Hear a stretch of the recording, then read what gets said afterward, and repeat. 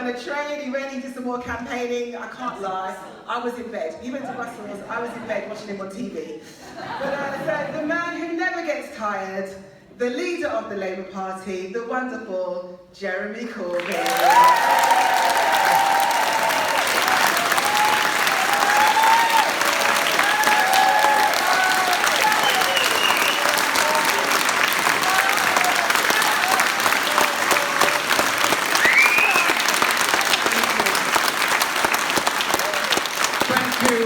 Thank you for being here. Thank you for giving up Thursday afternoon to come to a Labour Party meeting. Was it a dull day otherwise?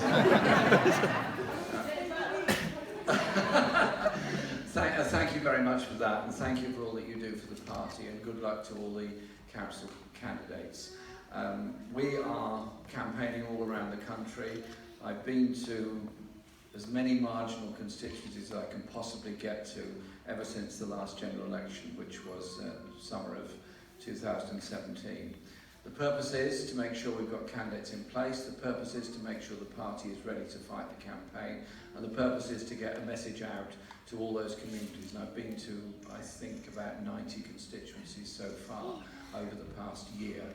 And it's an amazing mosaic across the whole country of people not just door knocking, but building campaigns and building community campaigns and community activities, because our party has now got 550,000 members. We are big in every part of the country, we're big in every part of every community, and because we are, we've been able to change the narrative of debate and conversation and give people hope, give people opportunities, but above all to bring people together. We are threatened in this country with the rise of the far right and racists, as we are all across Europe. All they peddle is hate. All they do is blame a minority. Blame the latest migrant group that's come to this country and made their homes here and working for the good of all of us. Or blame people that they don't like, or just be out and out racists. Well, we do things differently. We bring people together. That's why there's a big anti-racist demonstration in London on Saturday. It's going to be addressed on behalf of the Labour Party by Diane Abbott, our Shadow Home Secretary, because we're going to be out there doing this all the time. Because there's no future in dividing communities, there's only a future in bringing people together, and that's the whole point of our work and our campaigning. And being in Bristol today is great for me. I mean, after all, I was only born in Chippenham, so it was always a big bad city for me, and I've now got over that. I don't think it's a big bad city anymore. I think it's a very nice city, but when you're 6 years old and you're told to go to Bristol, it was a bit nerve-wracking. But it is wonderful, and we spent the morning dealing with issues surrounding Black History Month, and Dawn was launching our Emancipation Education Trust, which we're going to establish in government. So that all of our young people understand the heroism of communities that stood up against the evils of slavery and the slave trade, but also our young people understand the world in which they live, understand the learning and the knowledge and ideas we got from Africa, from Latin America, from the Caribbean, from Asia, so that we understand that we've got to live on this planet together, protect this planet together, and our young people have got to be the messengers for peace, justice, and human rights, and respect and strength to the cultural diversity of our communities and our planet. And I think education is the absolute key to achieving that. And that's why we are promoting a national education service. It won't be a local education service only, it will be a national education service.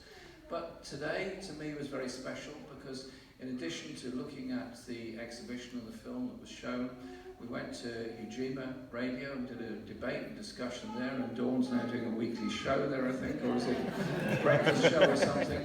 She's doing it, and then later on we're going to go and take tea with the wonderful Paul Stevenson, who I think is an absolute hero.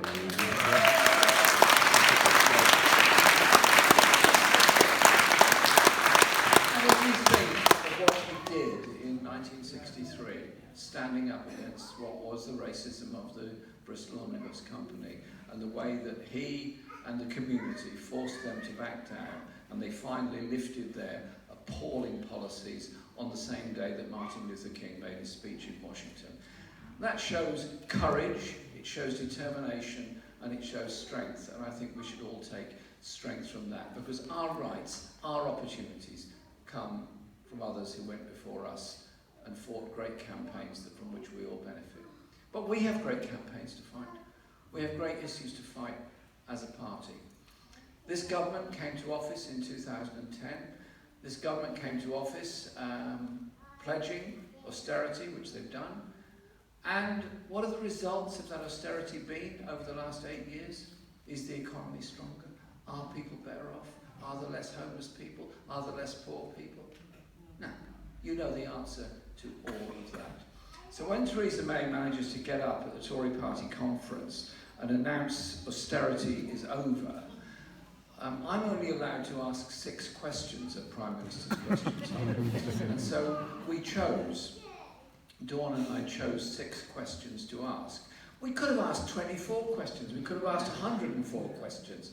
Is austerity over for those working in or using the mental health service in this country, where thousands of nurses have lost their jobs, where young people going through a mental health crisis and then found an emergency bed 300 miles away, where the family clearly find it very, very difficult to visit. And if you're told to wait 6 months to get any kind of therapy, well, your situation is likely to get far worse. We, the Labour Party, ensured that the Health and Social Care Act gave, in law, a parity of esteem to physical and mental health. It's a Tory government that's failed to deliver the law that we placed on that day.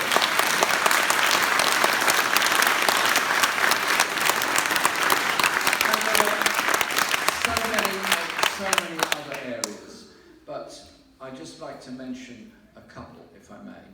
Universal credit has been brought in by this government. Its architect, thank you.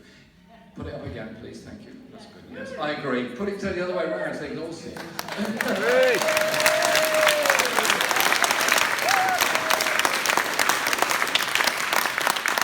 Thank you. Because universal credit has resulted in 3 million people, when it's fully rolled out, being around £50 a week worse off.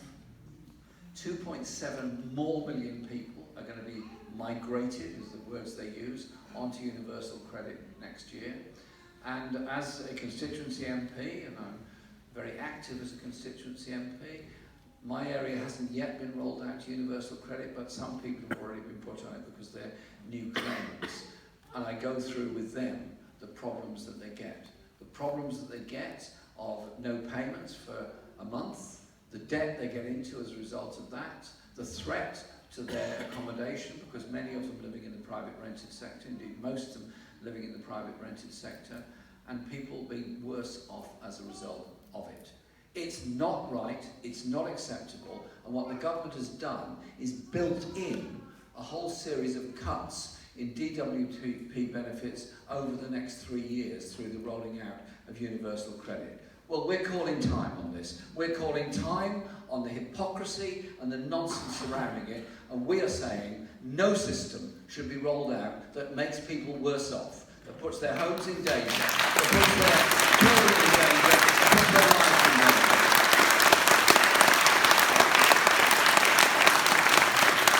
And that's why we have set down next week in Parliament an Opposition Day debate on universal credit, so those Tory MPs and Lib Dems that get up and complain about universal credit, well, we give them a chance to do something about it.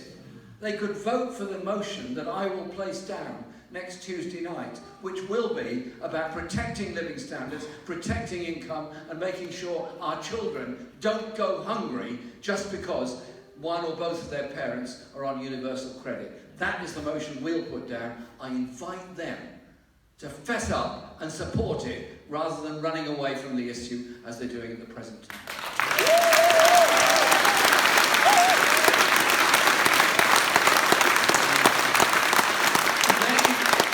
Then, view of the way in which our local authorities have been treated. Now, you have council elections next year, all-out elections, and I obviously wish you well, and you have all my support in the campaigns that you're mounting. And local government, at its best, is a great organisation for delivering good quality services, for bringing communities together, and under a Labour government will be part of the motor for a better economic development system and economy within our country. I see local government as an enabling force within our community. But this government has used local government as an opportunity to make cuts, as an opportunity to pass on austerity, passing on the very difficult decisions to local authorities that they're not prepared to take themselves. And so I'm very pleased that the Association, Local Government Association, and Labour councils on it, have launched this campaign of ending local government austerity. So when Theresa May says to the Tory party conference, austerity is over and brighter days are ahead, well, maybe she hasn't bothered to tell other people in her government, or maybe it's just not true.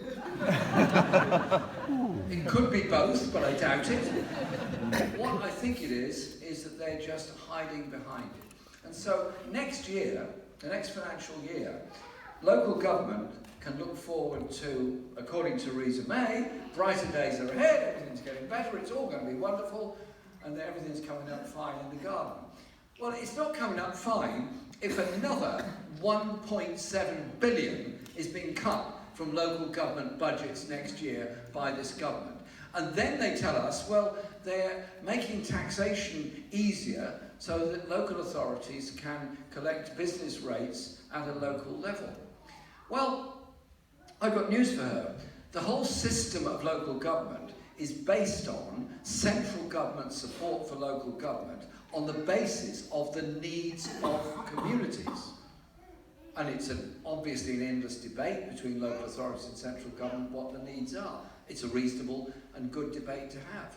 But if you suddenly say a local authority should raise its own income locally, well, it simply doesn't work. Because if you say to, for example, the city of Westminster or Kensington, the Royal Borough of Kensington, Chelsea, you raise money from local business rate, they do very well, no question about it. But if you say to Burnley, you raise money from local rate, it will be a massive cut to the poorest areas and the most needy areas of the whole country. It's the Tories at work again, helping the rich at the expense of the poor. It's what they've always done. So there has to be fair and proper funding for local government and the education system that's funded with it. And I'm utterly determined that we shall achieve that. And so we are offering a whole range of policies on education, on social care, on health, on mental health, on housing, which we will put before the electorate at any time an election comes around, and we're absolutely ready for it. We're absolutely ready to take this lot on and challenge them, because this country cannot go on with the poorest getting poorer, the richest getting richer, and our infrastructure crumbling, and a lack of any clarity of what the future economic direction is of this country. We developed the concept of a national investment bank before the last general election, and we put the ideas together in the manifesto for the many, not the few, linked to regional transformation funds, so that there will be a national investment bank which will be investing in major national infrastructure. There will also be regional transformation funds, one obviously for the Southwest, which will ensure that we get better infrastructure development all across the Southwest, and with that, better quality jobs and industrial development, sustainable industrial development. That is a serious offer. And I say to the government, you can't cut your way to prosperity, you invest your way to a better future. And that is why we're putting that forward. So John has done a lot of work on this, as has Becky Long-Bailey in her team. And what we're doing is promoting local economic development plans as well. So you look at the issues, facing your own community, and you look at how that fits in with national policies, and you look at the skill sets that are there and can be utilised. And I fully recognise that if this government goes ahead with its dangerously irresponsible method of negotiating with the European Union, then jobs at Airbus and the future of Airbus is obviously seriously at risk as a result of that. I fully understand that, as they are at Rolls-Royce and other places. And so our strategy in dealing with the EU issue is firstly to recognise people voted in different directions in the referendum. That doesn't mean they can't all come together around an agenda which is about jobs, about living standards, about rights, about protections, and about our trading relationship in the future, which is why the day after Labour Party conference, the following morning, very early in fact, Keir Starmer and I were on the train to Brussels to continue those talks with the EU. So we're absolutely serious about the relationship that we have in the future, which will be a customs union with the EU, which will be a trade relationship with the EU which protects jobs and particularly protects the supply chains on both sides of the channel. I'm quite clear we're going to do that. What we're not doing is what one of the Somerset MPs is very keen to do. I can't quite remember his name, but it's something to do with the 18th century. Somebody tell me who he is, I can't remember. I can't say it. Snoop Doggy What they seem to want to do is, which the words I used in the conference speech was a wave a flag saying Britannia rules the waves while Britannia waves the rules. It's the whole concept that they're going to do a special trade deal with Argentina and Kenya in order to replace the trade with the European Union. Is such a load of nonsense. It simply doesn't work like that, and we're heading for a very dangerous situation if they're allowed to get away with it. But I don't see a government on the other side of the chamber that's serious about negotiating. What I see on the other side of the chamber is a party absolutely at war with itself. You've got Rees-Mogg and Boris Johnson and so on one corner, wanting some kind of rule Britannia approach to the rest of the planet, which the rest of the planet are not welcoming or wanting. And the other side, you've got a government trying to survive in office. And we will challenge them on whatever arrangements they bring back on the 6 tests that we've laid down, which are about protecting jobs and living standards and conditions, and we will vote accordingly in Parliament. And we do not accept the Chequers plan as put forward. We do not accept the whole strategy they're adopting. And so we want to have a serious relationship with Europe. We want to protect the workers' rights that we've gained through membership of the EU, which were fought for by trade unions in this country and all across Europe. And we will retain participation in the European Court of Human Rights and in the Charter of Fundamental Rights across Europe. I don't want this country to become some kind of low-tax, deregulated regime on the shores of Europe. I want to see a country where there is full employment on decent pay, where there is proper regulation of rights and conditions, and indeed a big improvement on them, with workers' rights enhanced from day one of their employment, better trade union rights in this country, and an investment-led economy, and a trade system that recognises the need to deal with human rights abuses all around the world, as well as just trading with particular nations.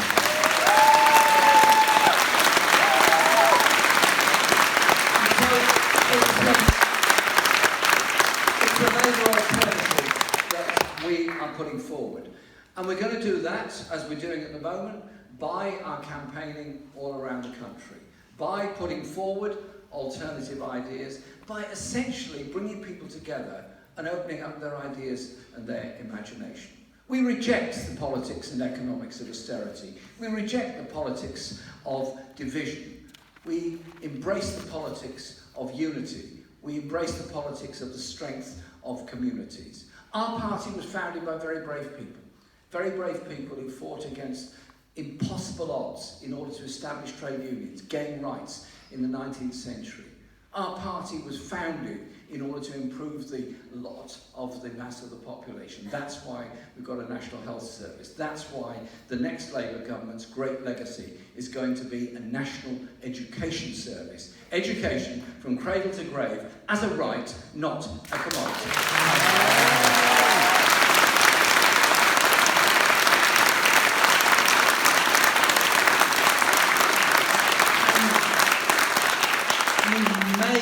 Noticed that some of the media don't always embrace our message. And I believe some of them are sometimes critical of some of us individually and indeed personally.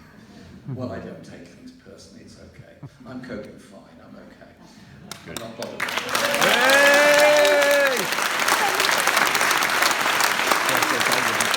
But, and this is a very important but, is how we get our message across. It's so important.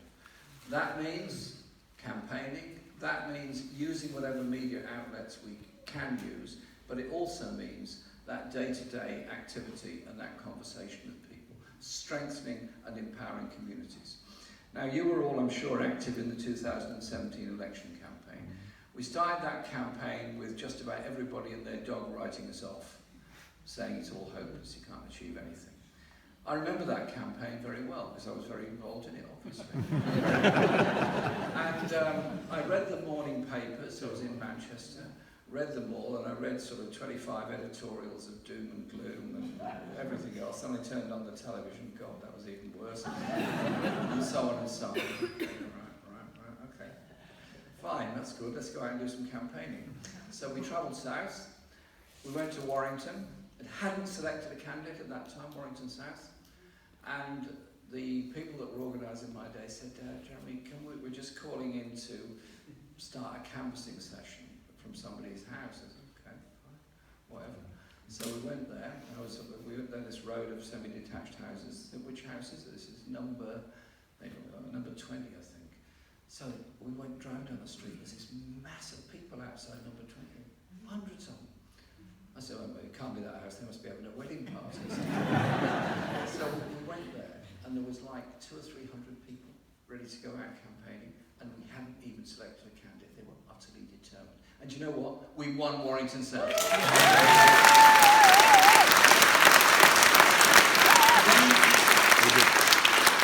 Then we went a bit further down the road, and to Crewe, and I was told the same thing. There's going to be 15 people that want you to wish them well as they go out canvassing. So we get to the square in the middle of Crewe. Again, they hadn't selected a candidate.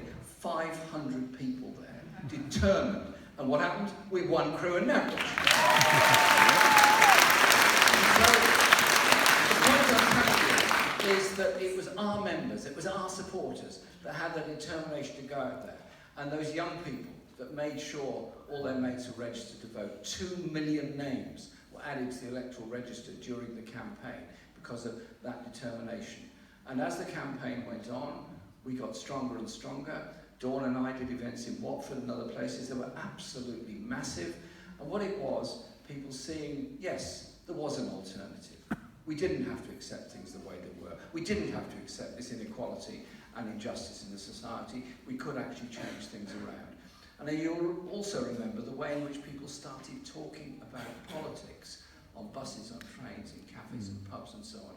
Not in a cynical or derogatory way, but talking about how things could be done very differently. So our party, strong, big, community-based, is a way in which we can bring people together.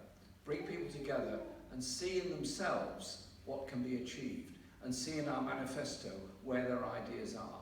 And so, we'll challenge this government, we'll challenge them in Parliament, we'll challenge them everywhere electorally.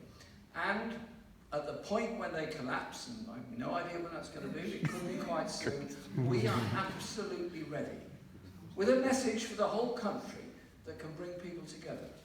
Do you want to live in a society where last year 450 people as rough sleepers died on the streets of this country? Do you want to live in a country where so many young people are being brought up in insecure, expensive, private rented accommodation with no sense of security for the future and don't know where they're going to be going to school in a year's time? That affects them in a very bad way. And do we want to live in a society where those in need of social care, more than 1 million, are waiting for it because we have a government that is more interested in tax giveaways and bunts for the very richest in our society than it is for investing in the needs of the mass of the population? We are quite serious that we want to redistribute wealth and power in our society. We want to empower people, and we want a government that's going to be the enabling government for the people of this country, so that on the world stage we speak up, as I said, for peace, justice and human rights, and we stand up to Donald Trump and say, sorry mate, on Paris you are wrong.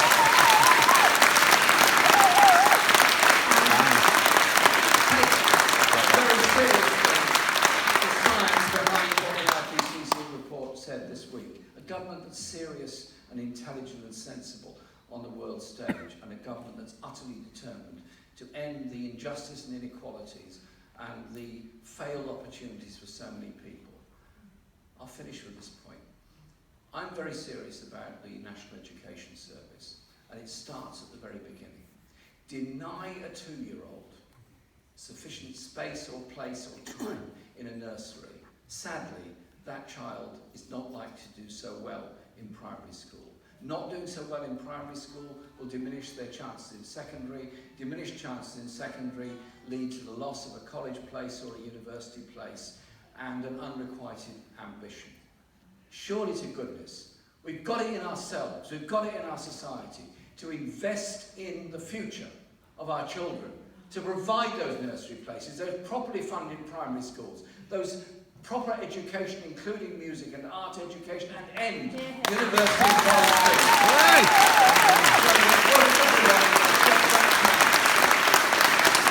That's what the Labour manifesto in broad terms will be saying.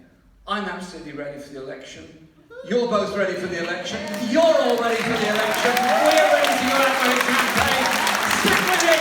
Support our party. Work with our party. And above all, win with Labour. Thank you.